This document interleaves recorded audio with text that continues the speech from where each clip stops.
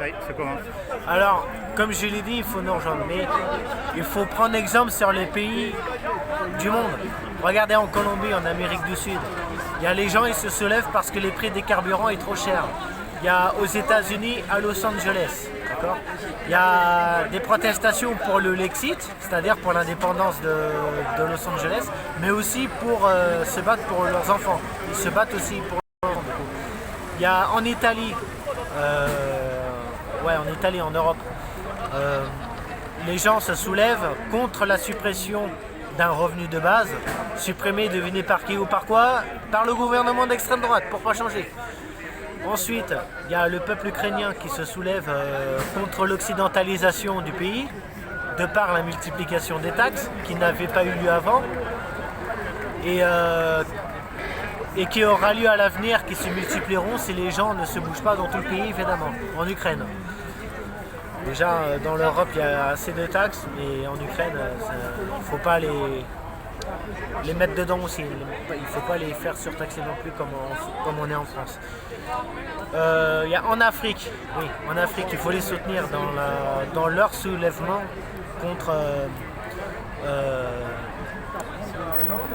contre la colonialisation de la France en Afrique. Voilà, ils se soulèvent contre ça parce qu'ils en ont marre, les Africains, ils en ont marre de se faire torturer, de se faire tuer, de se faire souffrir tout simplement par les militaires et le gouvernement français. Notamment plus par le gouvernement français et par Macron plutôt que par les militaires et encore moins les citoyens. Parce que les militaires, eux, ils n'ont rien demandé, ils sont obligés d'obéir aux ordres, à contre-cœur des fois. Voilà, donc ça c'est encore quelques exemples, hein. C'est pas tous les exemples. Ah oui, il y a la Belgique aussi, hein. Il y a eu à un moment donné, je sais pas si ça a lieu toujours, à voir sur les réseaux et sur internet.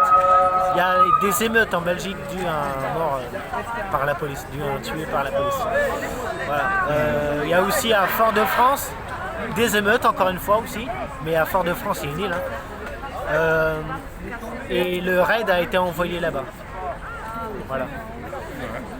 Et ça, c'est quelques exemples parmi des tas d'autres exemples, des tas d'autres luttes, des tas d'autres révolutions et soulèvements et protestations dans le monde contre des tas d'autres gouvernements de ce monde. En France, on est peut-être que ça. C'est peut-être mieux que rien.